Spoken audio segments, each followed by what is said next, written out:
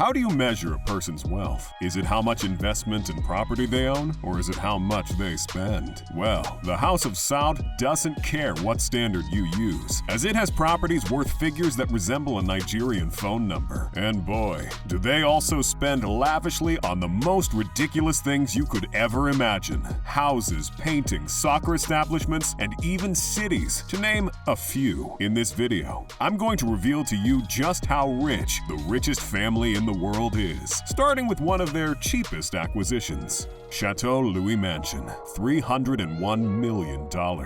This chateau is a blend of 17th century craftsmanship and materials with state-of-the-art tech fittings and controls. It also has luxurious amenities like the home theater, 2 large swimming pools, a high-tech wine cellar, and even a nightclub. The design of this house in places like the walls and staircases is also littered with gold, and this level of class is due to its decorator. The chateau was developed by Imad Khashoggi and his company Kogamad, an haute couture estate and interior developing company. Haute couture literally translated from French to mean high sewing, with emphasis on the high, since high-end fashion design is always constructed for rich individual clients by hand from start to finish. It's this kind of detail that has gone into this French chateau, to be made by hand to the tastes of Prince Mohammed bin Salman Al Saud, also known as MBS, the Crown Prince, and who many consider to currently be the de facto ruler of the great kingdom of Saudi Arabia. In 2015, when MBS purchased the property for $301 million.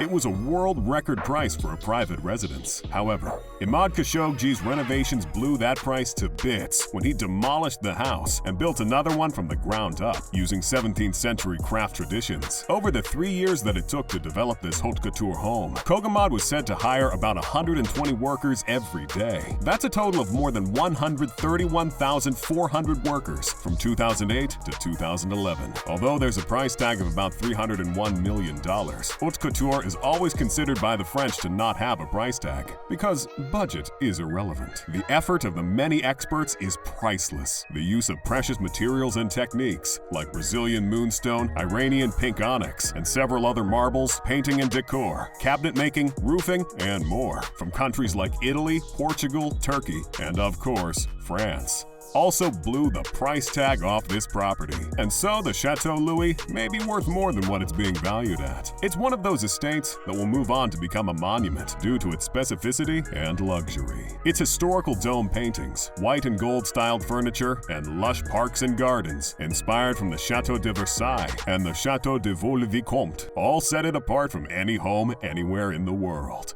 Newcastle Football Club, $408 million.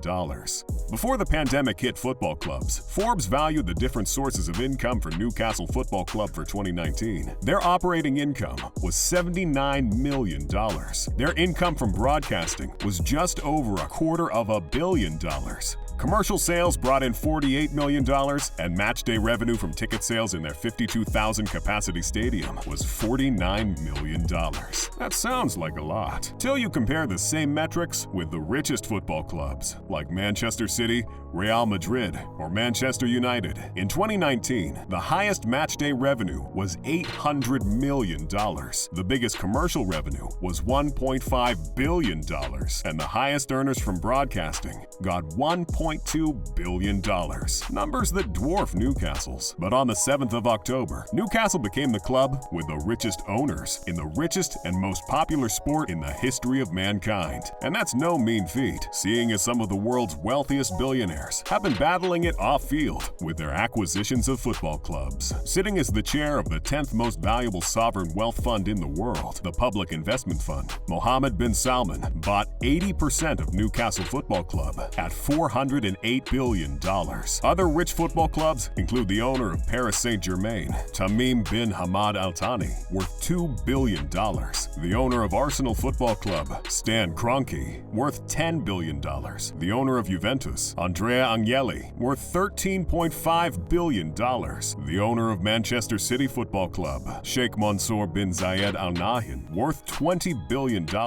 And many more. Never mind some other billionaires that have tried to purchase football clubs and are yet to succeed, like Daniel Ek, Spotify owner, and Aliko Dangote, richest man in Africa. Billionaires sure do like the sport, and the fans love them too. I mean, just look at the joy of these Newcastle fans. But the next most expensive property belonging to the Saudi family will leave both these Geordies and you putting your palm over your gaping mouths. Salvator Mundi painting, $450 million.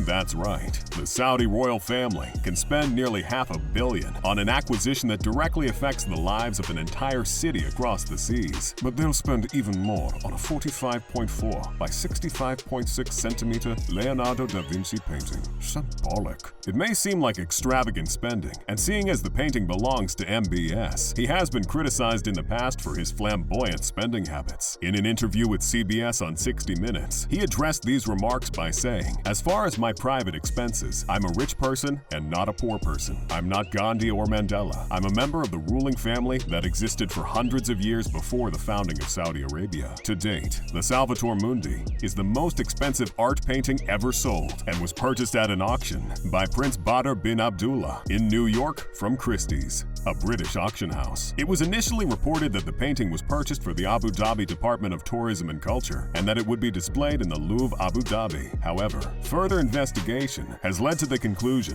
that the $450 million purchase was a stand-in bid by Prince Badr for MBS. It is rumored that the painting will one day stay in the cultural center under completion in Al Ula, while it remains in Prince Mohammed bin Salman's $500 million yacht, Serene Yacht. $560 million.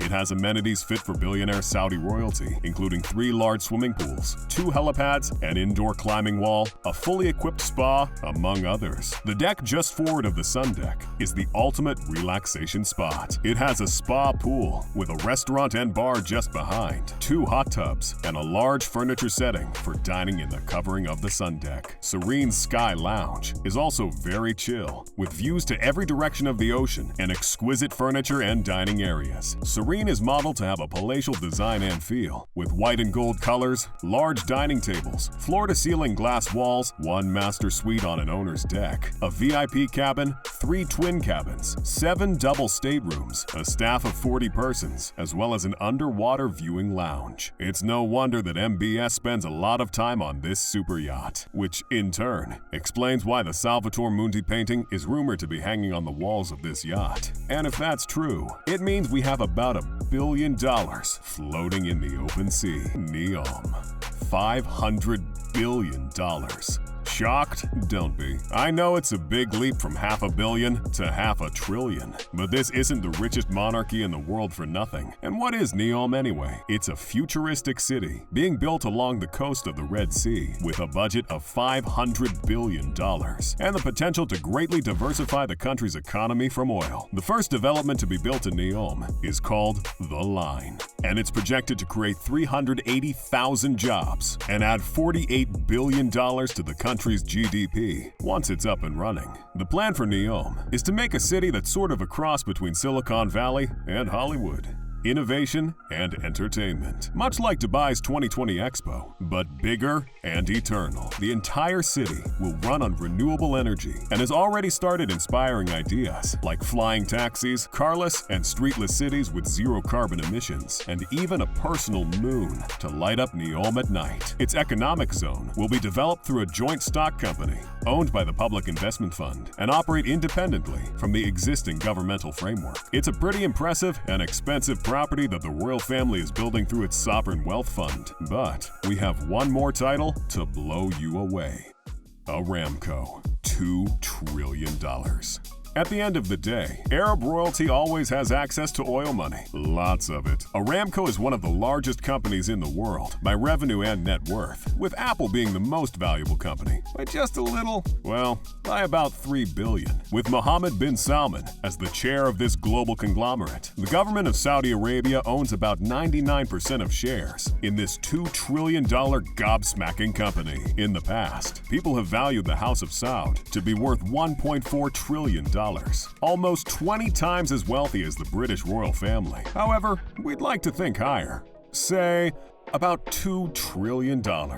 So, of course, they'll spend on the most lavish items. We just can't cover it all. But which asset did you find the most surprising or the most inspiring? Let us know in the comments. Do leave us a like and subscribe if you haven't.